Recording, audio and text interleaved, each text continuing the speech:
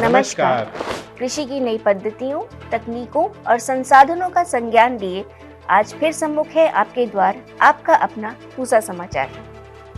आज के इस अंक में मैं डॉक्टर शालिनी गौड़ रुद्रा, वरिष्ठ वैज्ञानिक खाद्य विज्ञान एवं फसलोत्तर प्रौद्योगिकी संभाग, एवं मैं डॉक्टर विशाल सोमवंशी, प्रधान वैज्ञानिक सूत्रकृमि विज्ञान संभाग, संस्थान की ओर से सभी दर्शकों का हार्दिक स्वागत करते हैं।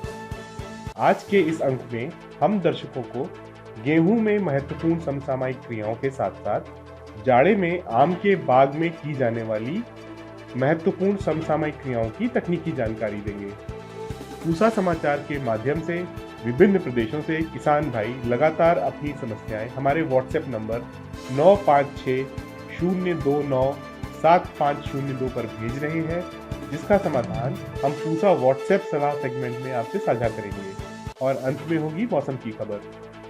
आगे बढ़ने से पहले आप सभी से अनुरोध है कि हमारे संस्थान के चैनल को आप जरूर सब्सक्राइब करें और बेल आइकॉन दबाना ना भूलें, ताकि हमारे YouTube चैनल पर अपलोड किए गए सभी वीडियोस के नोटिफिकेशंस आप तक जरूर पहुंचें। रबी फसलों में गेहूं एक प्रमुख अनाजी फसल है। गेहूं विशेषांक में हमने आपको गेहूं से संबंधित उन्नत किस्मों, कीट एवं रोग प्रबंधन के बारे में विस्तृत जानकारी दी थी। गेहूं में अच्छी उपज लेने हेतु इस समय कौन कौन सी महत्वपूर्ण समसामयिक क्रियाएं हैं, बता रहे हैं पूसा संस्थान के गेहूं विशेषज्ञ डॉक्टर राजवीर यादव।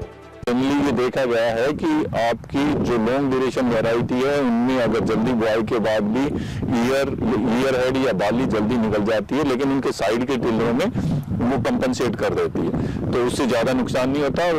ज़्यादातर जितनी भी लॉन्ग अवधि की किस्में हैं उनके अंदर जो नंबर ऑफ ग्रेन्स हैं या दानों की संख्या है वो ज़्यादा नहीं घटती बाली ज़्यादा आने से।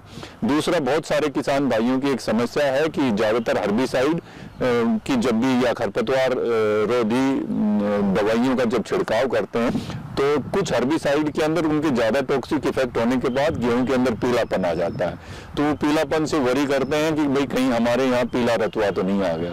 वो पीला रतुआ और पीलापन में बहुत अंतर है। पीला रतुआ पाउडर के जैसा नजर आएगा और पीलापन सिंपली उसके अंदर आप ऊपर से रब करोगे तो कोई चीज उतरेगी नहीं, वो सिर्फ पत्ते पीले दिखाई देंगे।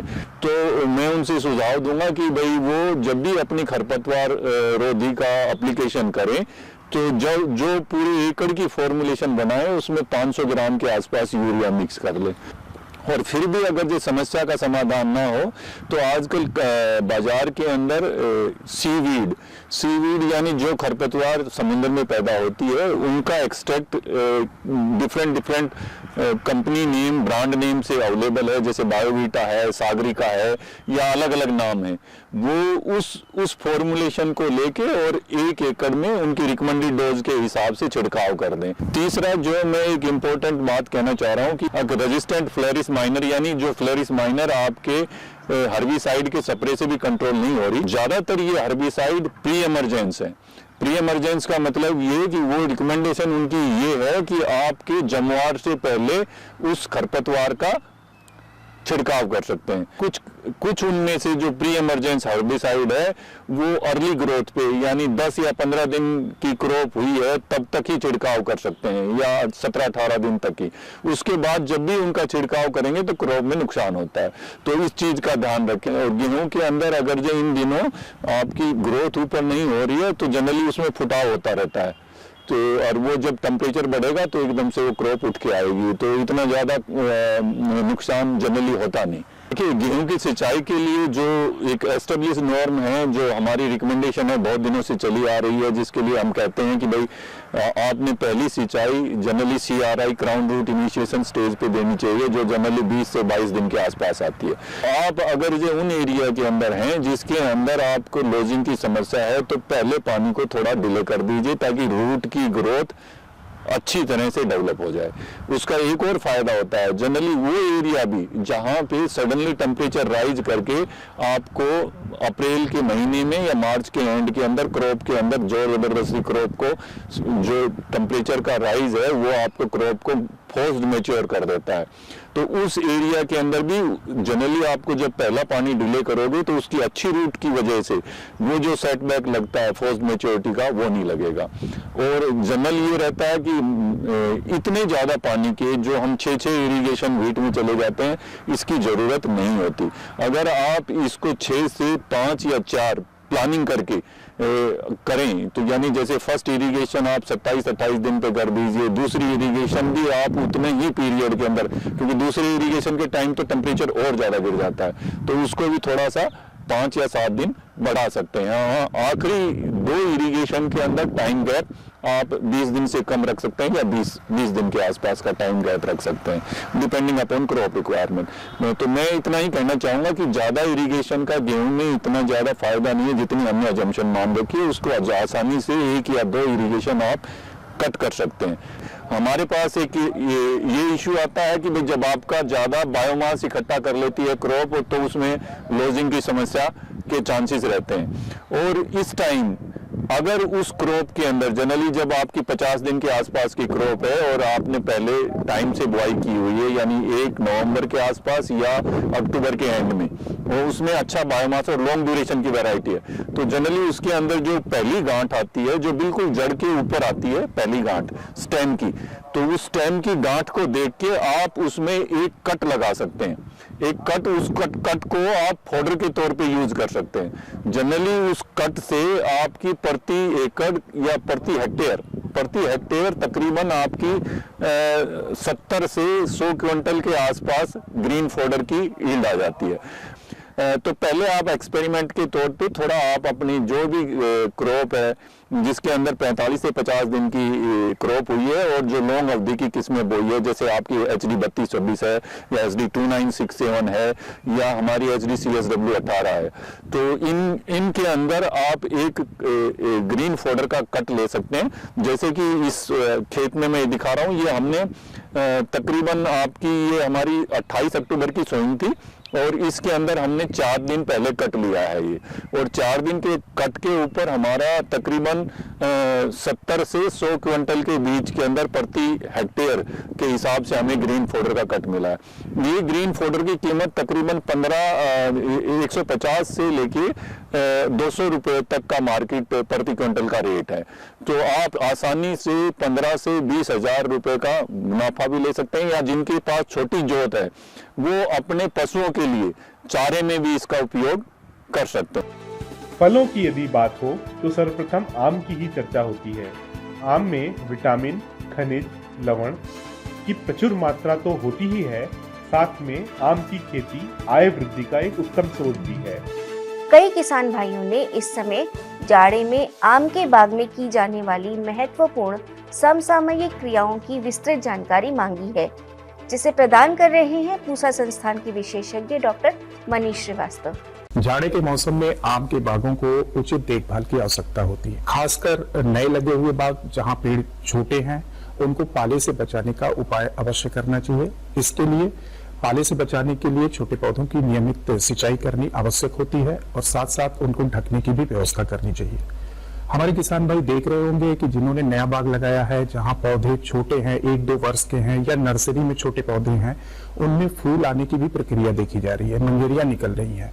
तो मैं यहाँ स्पष्ट करना चाहूंगा कि जो भी कलमी पौधों के बाग हमारे किसान भाई लगाए हैं उनमें 3 से 4 वर्ष से पहले फलत नहीं लेनी चाहिए, और जो भी मंजरियां निकली हैं उनको तोड़ देना चाहिए, जिससे पौधों का वानस्पतिक विकास अच्छी प्रकार से हो जाए और फिर 3 से 4 साल बाद उनसे फलत लेना शुरू करना चाहिए। साथ ही साथ हमारे किसान भाई देख रहे होंगे कि जो बड़े बाग हैं जो फलत में हैं उनमें भी मंजरियां निकलने की प्रक्रिया शुरू हो गई है। खासकर जाड़े के मौसम में दिसंबर जनवरी में कुछ मंजरियां निकल आती हैं। कि जो मंजरियां जाड़े के मौसम में निकलती हैं उनका गुच्छा रोग से ग्रसित होने की संभावना होती है। साथ ही साथ यह भी देखा गया है कि उनमें ना के बराबर फल लगते हैं। इसका सबसे प्रमुख कारण है कि जो पर परागण के लिए कीट हैं, जैसे मक्खियां हैं या छोटी मधुमक्खियां हैं जो आम में पर परागण करती हैं, उनकी कार्यशीलता इस ठंड के मौसम में काफी कम होती है। तो जहां तक संभव हो दिसंबर जनवरी में निकली हुई मंजरियों को मसल कर तोड़ दें, उनको तोड़े और कैंची से काटे नहीं, शाखा को काटे नहीं, जिससे यह संभावना बनी रहती है कि आने वाले फरवरी मार्च के महीने में उसी शाखा से पुनः मंजरियां निकल सकती हैं। अब बात आती है कीट प्रबंधन की, खासतौर पे मिलीबग है।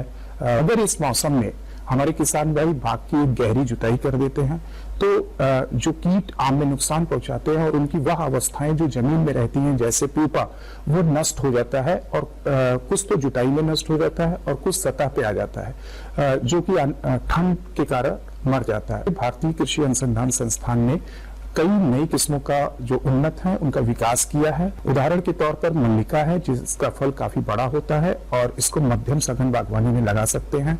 दूसरी किस्म है आम्रपाली, जो सघन बागवानी के लिए काफी उपयुक्त है और इससे अच्छी उपज भी मिलती है, और यह दोनों किस्में व्यावसायिक स्तर पर हमारे किसान भाइयों द्वारा अपनाई भी जा रही हैं। साथ ही साथ कुछ नई किस्में निकली हैं जो जिनके छिलके लाल रंग के होते हैं और बहुत ही आकर्षक फल होते हैं, मध्यम ओजस्वी हैं और इनमें नियमित फलन होता है, हर वर्ष फलन होता है।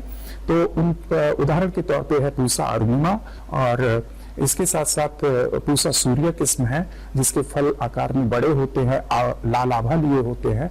इसके अतिरिक्त कुछ और किस्में हैं जैसे पूसा प्रतिभा है, पूसा लालिमा और पूसा श्रेष्ठ है। ये बड़े ही आकर्षक फल है, मध्यम मिठास होती है इनमें, इनका ओज भी कम है, मध्यम ओजस्वी है, तो सघन बागवानी के लिए उपयुक्त हैं। अगर हम परंपरागत रूप से बाग को लगाते हैं तो उसमें 1 हेक्टेयर में 100 पौधे को हम लगा सकते हैं, लेकिन जो हमारे संस्थान की किस्में हैं इनको अगर लगाते हैं तो 1 हेक्टेयर में 278 पौधे लगाए जा सकते हैं, क्योंकि इनको 6x6 मीटर पे लगाने की संस्तुति की जाती है। पूसा समाचार में अब समय है पूसा व्हाट्सएप सलाह सेगमेंट का, जिसमें हम आपकी खेती किसानी से जुड़े प्रश्नों का समाधान बताएंगे।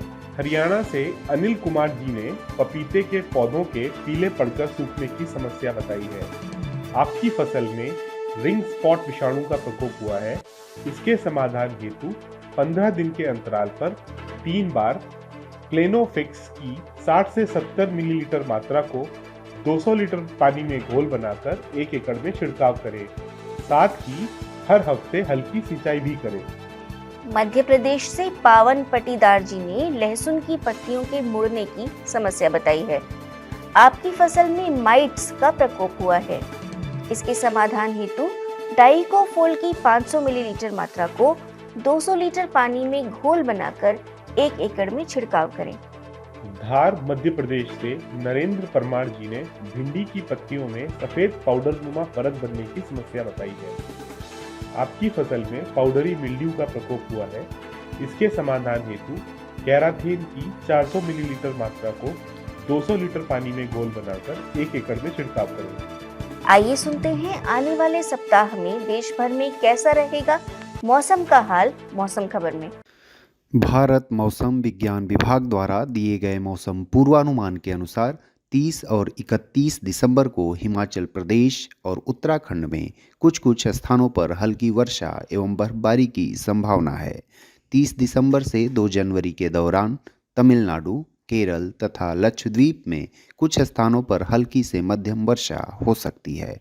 31 दिसंबर से 2 जनवरी के दौरान उत्तर प्रदेश, मध्य प्रदेश और छत्तीसगढ़ में कुछ स्थानों पर हल्की वर्षा की संभावना है। 1 और 2 जनवरी को पुडुचेरी और कराईकल में कुछ स्थानों पर भारी वर्षा की संभावना है। 31 दिसंबर को ओडिशा, असम, मेघालय, नागालैंड, मणिपुर, मिजोरम और त्रिपुरा, 31 दिसंबर और 1 जनवरी को बिहार, 31 दिसंबर से 2 जनवरी के दौरान पंजाब, हरियाणा, चंडीगढ़, उत्तर प्रदेश, दिल्ली, जम्मू कश्मीर, लद्दाख, हिमाचल प्रदेश तथा उत्तराखंड के कुछ हिस्सों में सुबह के समय घना कोहरा छाए रहने की संभावना है। 31 दिसंबर को पंजाब, हरियाणा, चंडीगढ़, दिल्ली और उत्तर प्रदेश के कुछ हिस्सों में सर्द दिन होने की संभावना है। 3 और 4 जनवरी को तमिलनाडु, पुडुचेरी, कराईकल, केरल, माहे और अंडमान निकोबार द्वीप समूह में कुछ स्थानों पर हल्की से मध्यम वर्षा की संभावना है। इसी दौरान जम्मू कश्मीर, लद्दाख, मध्य और पूर्वी भारत के कुछ हिस्सों में हल्की बारिश की संभावना है। कृषि से जुड़ी समस्याएं या अधिक जानकारी हेतु हमें दिए गए नंबर पर व्हाट्सएप करें और अपना नाम एवं पता अवश्य लिखें। आपके सुझावों और प्रतिक्रियाओं का हमें हमेशा इंतजार रहता है। जाना है तकनीकी से समृद्धि की ओर, तो थामे रहिए पूसा समाचार की डोर। अगले शनिवार नए वर्ष में हम फिर उपस्थित होंगे, लेकर एक और ज्ञानवर्धक समसामयिक अंक। हम उम्मीद करते हैं कि आगामी वर्ष आपको समृद्धि और खुशियां प्रदान करे। तब तक के लिए दीजिए अनुमति। नमस्कार।